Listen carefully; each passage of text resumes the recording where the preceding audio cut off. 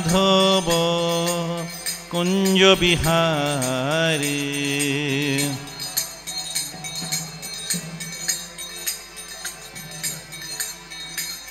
জয় রাধা মাধব সুন্দর, রাধা মাধব সুন্দর, রাধে রাধে।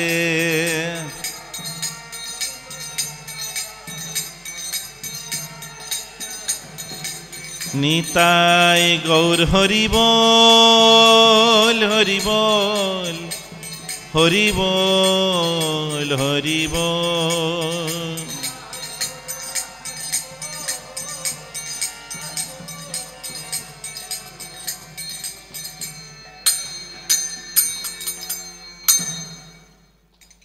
ওম অজ্ঞান তিমিরান্ধস্য জ্ঞানাঞ্জন শলাকয়া বোর্ডটা চক্ষুরুন্মিলিতং যেন তস্मै শ্রী গুরবে বোর্ডটা শ্রী চৈতন্য মনোভীষ্টং স্থাপিতং যেন ভূতলে স্বয়ং রূপম কদা মধ্যম দদাতি সপদান্তিকম।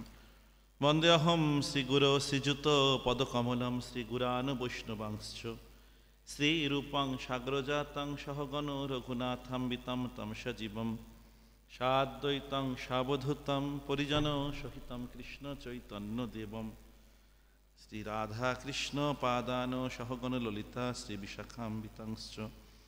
নমঃ বিষ্ণুপাদায় কৃষ্ণ পৃষ্ঠায় ভূতলে শ্রীমতে জয় পতাকা স্বামিনীতি নামিনে। নমো আচার্যপাদায় নিতাই কৃপাপ্রদায়িনে গৌড়কথা ধামোদায় নগর গ্রামতারিণে। নমঃ বিষ্ণুপাদায় কৃষ্ণ পৃষ্ঠায় ভূতলে শ্রীমতে ভক্তিবেদান্ত স্বামিনীতি নামিনে। নমস্তে সারস্বতী দেবে গৌরবাণী প্রচারিণে নির্বিশেষ শূন্যবাদী পাশ্চাত্য দেশতারিণে। বাঞ্ছা কল্পতরুভ্যশ্চ কৃপা সিন্ধুভ্য এব চ পতিতানাং পাবনেভ্যো বৈষ্ণবেভ্যো নমো নমঃ। পঞ্চতত্ত্বাত্মকং কৃষ্ণং ভক্তরূপ স্বরূপকং ভক্তাবতারং ভক্তক্ষং নমামি ভক্তশক্তিকং। শ্রীনিত্যানন্দ নমস্তুভ্যং প্রেমানন্দ প্রদায়িনে কলো কল্মষনাশায় জাহ্নপাপতয়ে নমঃ। নমো মহাবদন্নায় কৃষ্ণ প্রেম প্রদায়তে কৃষ্ণায় কৃষ্ণ চৈতন্য নামনে গৌরতিষ্যে নমঃ। হে কৃষ্ণ করুণা সিন্ধু দীনবন্ধু জগৎপতে গোপেশ গোপিকাকান্ত রাধাকান্ত নমস্তুতে। তপ্ত কাঞ্চন গৌরাঙ্গী রাধে বৃন্দাবনেশ্বরী বৃষভানুসুতে দেবী প্রণমামি হরিপ্রিয়ে। বৃন্দাবৈ তুলসীদেব্যৈ প্রিয়া ওই কেশবশচ্চ বিষ্ণুভক্তি প্রদে দেবী সত্যবত্যৈ নমো নমঃ। জয় শ্রীকৃষ্ণ চৈতন্য প্রভু নিত্যানন্দ শ্রী অদ্বৈত গদাধর শ্রীবাসাদি গৌরভক্তবৃন্দ। হরে কৃষ্ণ কৃষ্ণ কৃষ্ণ হরে হরে, হরে রাম রাম রাম হরে হরে। শ্রীমদ্ ভাগবতম প্রথম স্কন্ধ 19 নম্বর অধ্যায় 20 নম্বর শ্লোক। সুখদেব গোস্বামীর আবির্ভাব। ন বা ইদম রাজস্বী বর্ষ চিত্রম ভবৎসু কৃষ্ণম সমনুব্রতেষু। যে অধ্যাসনম রাজ কিরীট জুষ্টম সদ্য জহু ভগবত পার্শ্ব কামঃ। ন বাইদম রাজর্ষি বর্ষ চিত্রম ভবৎসু কৃষ্ণম সমনুব্রতেষু। যে অধ্যাসনম রাজ কিরীট জুষ্টম সদ্য জহু ভগবত পার্শ্ব কামঃ। ন বাইদম রাজর্ষি বর্ষ চিত্রম ভবৎসু কৃষ্ণম সমনুব্রতেষু। যে অধ্যাসনম রাজ কিরীট জুষ্টম সদ্য জহু ভগবত পার্শ্ব কামা।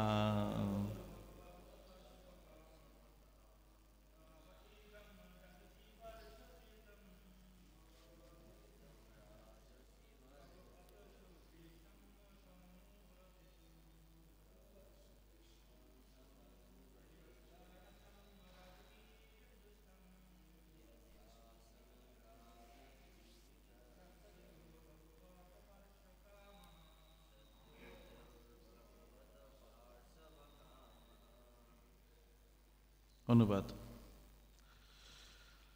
ঋষিরা বললেন, হে ভগবান, শ্রীকৃষ্ণের নিষ্ঠাপরায়ণ অনুসরণকারী পাণ্ডু রাজবংশীয় রাজর্ষিদের কুলতিলক, আপনি যে পরমেশ্বর ভগবানের নিত্য সান্নিধ্য লাভের জন্য বহু রাজাদের রাজমুকুটে শোভিত আপনার সিংহাসন পরিত্যাগ করেছেন, তাতে আশ্চর্য হবার কিছু নেই।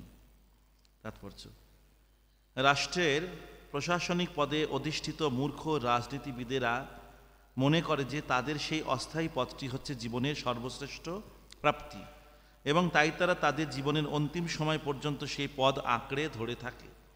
তারা জানে না যে জীবনের সর্বোচ্চ প্রাপ্তি হচ্ছে মুক্তি লাভ করে ভগবদ্ধামে ভগবানের নিত্য পার্শ্বদত্ত লাভ করা। শ্রীমদ্ ভাগবত গীতায় ভগবান বহুবার আমাদের শিক্ষার জন্য উল্লেখ করেছেন যে তার নিত্যধামে ফিরে যাওয়াই হচ্ছে জীবনের চরম উদ্দেশ্য। ভগবান নৃসিংহদেবের কাছে প্রহ্লাদ মহারাজ প্রার্থনা করেছেন, হে প্রভু, আমি আপনার ভয়ঙ্কর উগ্র নরসিংহ রূপকে মোটেই ভয় করি না, কিন্তু আমি জড় বিষয়াসক্ত জীবনকে অত্যন্ত ভয় করি। জড়জাগতিক জীবন পাথরের চাকির মতো, এবং তাতে আমরা নিরন্তর চূর্ণ বিচূর্ণ হচ্ছি। আমি জীবনের উত্তাল তরঙ্গে ভয়াবহ ঘূর্ণিতে পতিত হয়েছি। তাই হে ভগবান, আমি প্রার্থনা করি যে আপনার নিত্য ধামে আমাকে আপনার এক সেবক রূপে ফিরিয়ে নিয়ে যান। জড়জাগতিক জীবনের সেইটি হচ্ছে চরম মুক্তি।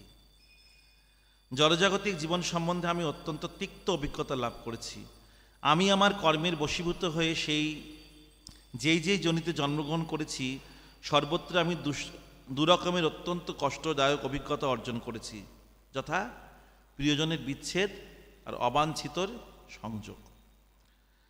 আর তার প্রতিকার করার যে ব্যবস্থায় আমি গ্রহণ করেছি তা রোগের থেকেও অতি ভয়ঙ্কর। আমি জন্মান্তরে এক স্থান থেকে অন্য স্থানে ঘুরে বেড়াচ্ছি। তাই আমি আপনার কাছে প্রার্থনা করি যে আপনি যেন আমাকে আপনার শ্রী চরণ কমলে আশ্রয় দান করুন। পাণ্ডুবংশীয় রাজারা ছিলেন অনেক মহাত্মাদের থেকে উচ্চ পদে অধিষ্ঠিত। তারা জড়জাগতিক জীবনের তিক্ত পরিণতির কথা জানতেন। তারা কখনোই তাদের রাজসিংহাসনের ঐশ্বর্যে মোহিত হননি। পক্ষান্তরে তারা সেই সুযোগের প্রতীক্ষা করছিলেন যখন ভগবান তাদের নিত্য পার্শ্বদ্রূপে তার কাছে ডেকে নেবেন।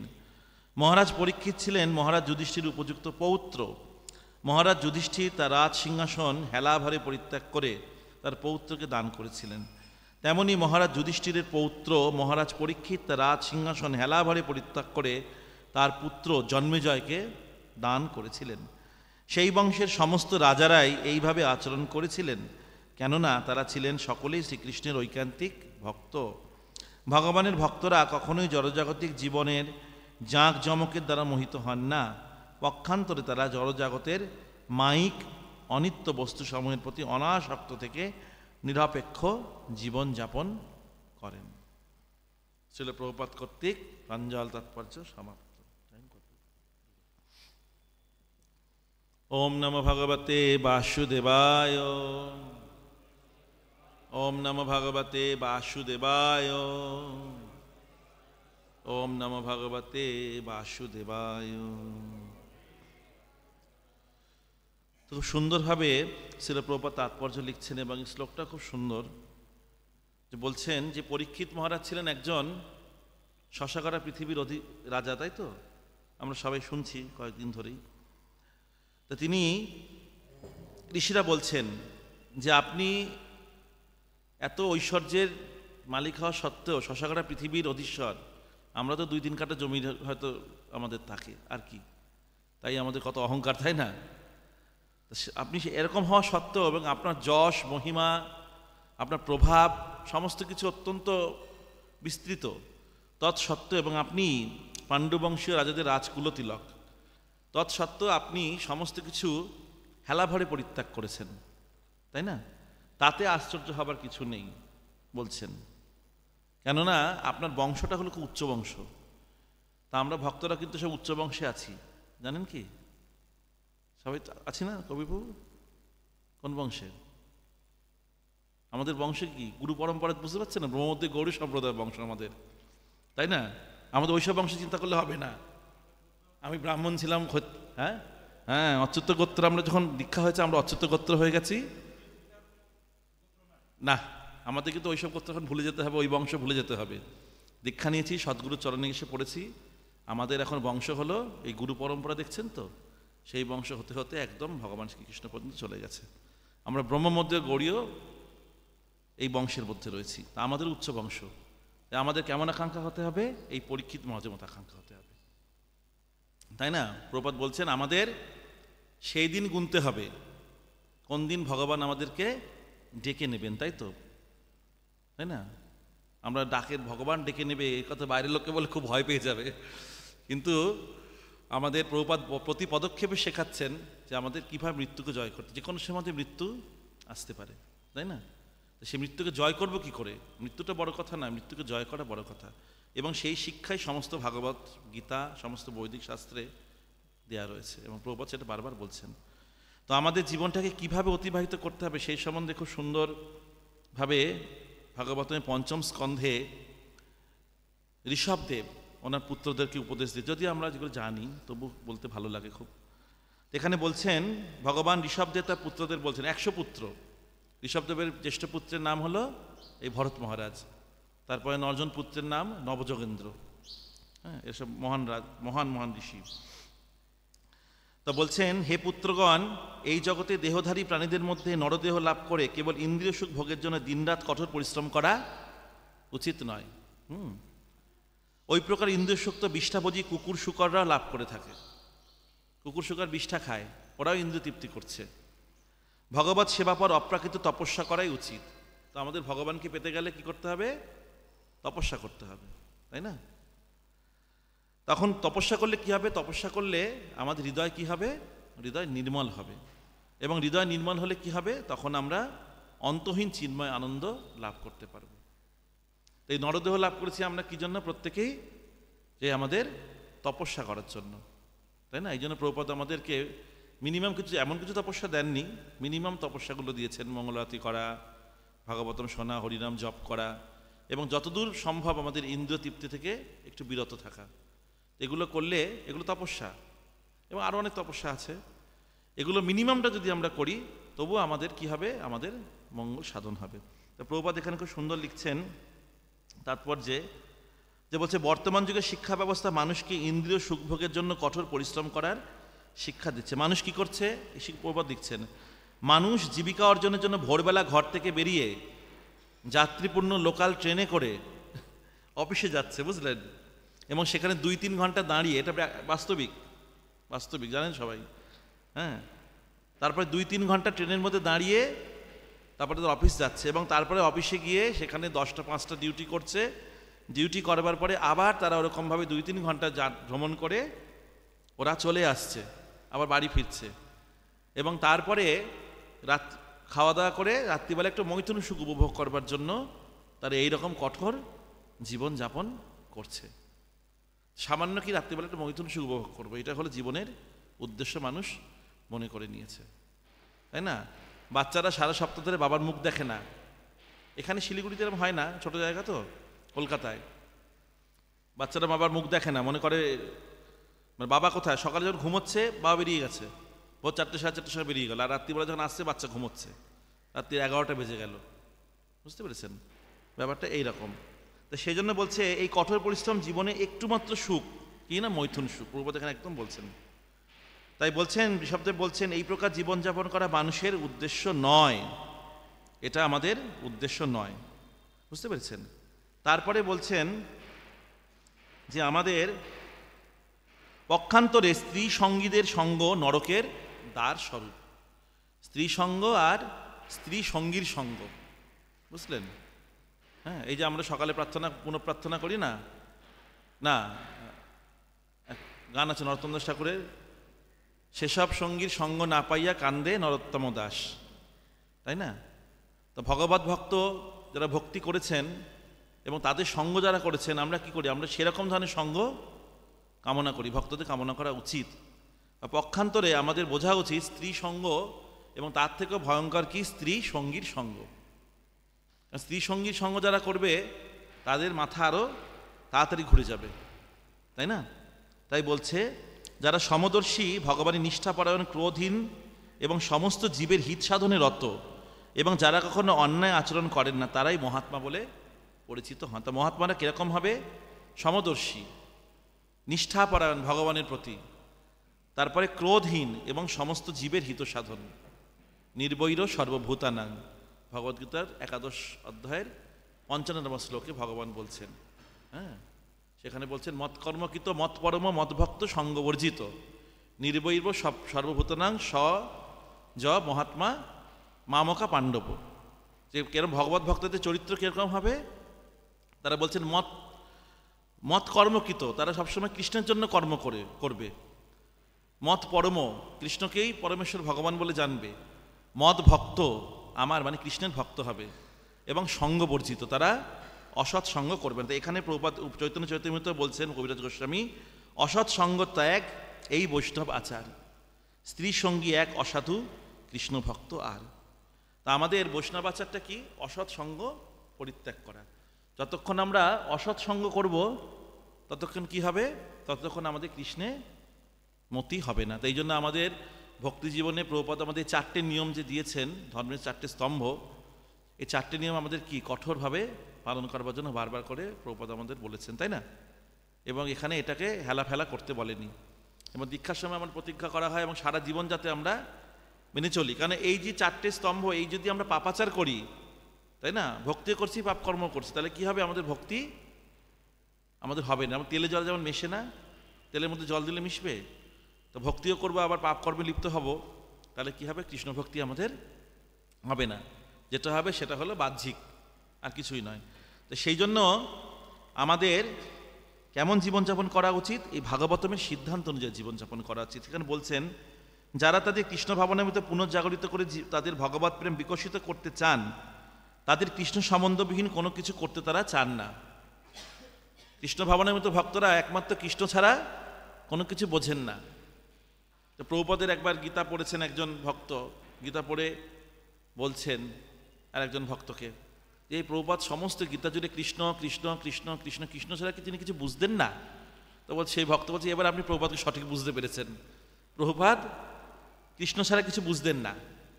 সমস্ত জায়গায় কৃষ্ণের কথা লিখেছে, কৃষ্ণ এটা চেয়েছে, কৃষ্ণ এটা বলেছে, কৃষ্ণ এটা করতে চায়, আমাদের কৃষ্ণের জন্য এইটা করা উচিত, কৃষ্ণের জন্য সেইটা করা উচিত, তাই না? প্রত্যেকটা জায়গায় কৃষ্ণ কৃষ্ণ কৃষ্ণ এই কথাটা বারবার উচ্চারণ হবে বিভিন্নভাবে। তাই বলছে, যারা কেবল আহার নিদ্রা ভয় মৈথুন চর্চা করে দেহটি পালন করতে ব্যস্ত, তাদের সঙ্গে তারা মেলামেশা করতে চান না। এর আগের দিন আমরা আলোচনা করছিলাম রোববার দিন, যে আমরা যেমন রাজহাঁসেরা কাকের সঙ্গে মেলামেশা করতে চাইবে? চাইবে না। রাজহাঁসেরা থাকে স্বচ্ছ সরোবরে, কাকেরা থাকে নোংরায়, তাই না? মাছি এবং প্রবাদ একজন বলছেন, মাছি এবং কি মৌমাছি দুটোই পতঙ্গ, তাই তো? তা মাছি কোথায় বসে? যত আবর্জনা নোংরা, তাই না, ঘা হয়েছে শরীরে, সেখানে মাছি বসলো, নোংরার মধ্যে বসে। আর মৌমাছি কোথায় বসে? ফুলে বসে, ফুলের মধু সংগ্রহ করে, নোংরা জায়গায় বসে না। তা আমাদের যে ভক্তদের কিরকম হবো? আমরা মৌমাছির মতো, তাই না? আমরা কি ভগবানের চরণ কমলে বসে থাকবো, আর কোথাও যাব না। সেখান থেকে আমরা কি বলছে, রস আস্বাদন করব। ভক্তিবিনোদ ঠাকুর বলছেন না, সদা মনে করি ভৃঙ্গরূপ ধরি চরণ কমলে দিও স্থান। সবসময় আমাদের সে মৌমাছির মতন মধু সংগ্রহ করবো ভগবানের চরণ কমল থেকে। কারণ ভগবানের চরণটা কিরকম? ভক্তরা কেন ভগবানের চরণটা ধরে থাকতে চায়? ভগবানের চরণ হলো অভয়, অমৃত এবং অশোক। সেখানে কোনো ভয় নেই, অভয়, সেখানে অমৃত আস্বাদন হয় আমাদের। ভগবানের চরণে অমৃত রয়েছে, অমৃত আর অশোক, সেখানে কোনো শোক নেই। যখন ভগবান চরণ কমলকে আঁকড়ে জীবনযাপন করবে, তিনি শোকের দ্বারা, মোহের দ্বারা, এগুলোর দ্বারা, জড়জাগতিক তিতা ক্লেশের দ্বারা সেই ভক্ত পরিচালিত হবে না। জীবনে এগুলো আসবে, আমাদের জড়জগতে আমরা বিভিন্ন কর্মফলে বন্ধনে আবদ্ধ হয়ে পড়েছি, আমাদের জীবনে এগুলো আসবে, কিন্তু আমাদের ওভারকাম করতে হবে এগুলোকে। মানুষ কি করে? এগুলোকে ওভারকাম করতে পারে, যেমন সুইসাইড করে ফেলে, তাই না, খারাপ খারাপ কাজ করে ফেলে, তো মাতাল হয়ে যায়, হয়তো প্রেমে ব্যর্থ হয়েছে, মদ খেয়ে মাতাল হয়ে গেছে, বুঝলেন, এরকম হয়ে যায় না? ব্যবসা ঋণগ্রস্ত হয়েছে, দেউলিয়া হয়ে গেছে, সুইসাইড করে ফেললো, মনে করলাম সুইসাইড করে বেঁচে গেলাম। এরকম বিভিন্ন কারণে বিভিন্নভাবে মানুষের অনেক কিছু হয়ে যায়, কেউ পাগল হয়ে যায়, এরকম। কিন্তু ভক্তরা এগুলো কিছুই হয় না, পাগলও হয় না, মাতালও হয় না, নিজের জীবনটাকে নষ্টও করে দেয় না। এগুলো আসবে আমাদের জীবনে, কিন্তু আমরা যদি কৃষ্ণের চরণ ধরে থাকি তাহলে এগুলো থেকে আমরা অবশ্যই কি নিষ্কৃতি লাভ করতে পারবো। সেই জন্য এখানে বলছেন তারা গৃহস্থ হলো গৃহের প্রতি আসক্ত নন, পত্নী সন্তান বন্ধু বান্ধব ধন সম্পদের প্রতিও তারা আসক্ত নেন। তা আমাদের জীবনে অনেক কিছু আসবে, ভক্তদের জীবনে, তাই না? ভক্তদের জীবনে আমাদের টাকা পয়সা ধন সম্পত্তি অর্থ সবই আসবে, কিন্তু কোনোটাই নিজের জন্য চিন্তা করলে হবে না। সবটাই কার? সবটাই ভগবানের। এই চিন্তা করতে হবে। আমাদের অনেক অর্থ দেবে, হ্যাঁ, সাধু মানুষ অর্থ দিচ্ছে, তাদের বিশ্বাসটা কি? পয়সাটা কি করবে? তারা ভগবানের সেবায় লাগাবে, তাই না? আমাদের সম্পত্তিও ভগবান দিতে পারে, পরীক্ষা করে দেখতে পারে। সম্পত্তি দিয়েছে, আমাদের যশ দিয়েছে, তো যশ তো আমাদের নয়, যশ তো কৃষ্ণের, যশ তো প্রভুপাদের, তাই না? আমরা তো যশস্বী নই, আমাদের যশ একটাই, আমরা যদি কৃষ্ণ ভক্ত হই, কৃষ্ণের অনন্য ভক্ত হই, ওটাই আমাদের যশ, তাই না? তো সেই জন্য এটা কোনোটাই আমরা নিজের বলে আমরা মনে করি না। সেই সঙ্গে তাদের কর্তব্য কর্মেরও অবহেলা করেন না। একদিকে কর্তব্য কর্ম সঠিকভাবে করছেন, অনেক গৃহস্থ ভক্তরা আমাদের আছে, সংসারও চালাতে হচ্ছে, আবার কৃষ্ণ ভক্তি করতে হচ্ছে। আমাদের তো মন্দিরে থেকে খালি একটাই ভক্তি করতে, আর কিছু করতে হয় না, তাই না? যারা বাইরে থাকে তাদের জীবনটা আরও বেশি স্ট্রাগলের, তাই না? তাদের আবার এদিকে সংসার চালাতে হবে, এদিকে কৃষ্ণ ভক্তিও করতে হবে, দুটোকে কম্বাইন করে চলা একটু ডিফিকাল্ট ব্যাপার। আমাদের তো খুব সহজ, প্রভুপাদের কৃপায় আমরা মন্দিরে আছি, আমাদের প্লেট নিয়ে দুবেলা বসে পড়লাম, অসুবিধা নেই। কোথা থেকে টাকা আসবে, কোথায় বাজার করবে, কে রান্না করবে, চিন্তা নেই। এই ক্লাস হয়ে গেল, 9টার সময় প্রসাদে বসে গেলাম, 8টার সময় প্রসাদে। কিন্তু গৃহস্থ ভক্তদের কষ্ট আছে অনেকটা। যাই হোক, তাই বলছেন এই প্রকার মানুষেরা কেবল তাদের দেহ ধারণ করার জন্য যতটুকু অর্থের প্রয়োজন ততটুকুই সংগ্রহ করে। তাই বলছে জীব যখন ইন্দ্রিয় সুখভোগকে জীবনের চরম লক্ষ্য বলে বিবেচনা করে, তখন সে অবশ্যই জড়জগতের জীবনের প্রতি উন্মত্তের মতো আসক্ত নানা প্রকার পাপ কর্মে পবিত্র হয়। ইন্দ্রিয় তৃপ্তি করলে আমরা পাপ কার্য করব। দেখবেন অনেক অর্থ উপার্জন করতে হবে আমাকে, হ্যাঁ, আমার ধরুন অনেক কিছু অনেক প্রয়োজন, তখন সৎ উপায়, হোয়াইট মানি তো হবে না অনেক কিছু, তখন কী করতে হবে? ব্ল্যাক মানির আশ্রয় নিতে হবে, তাই না?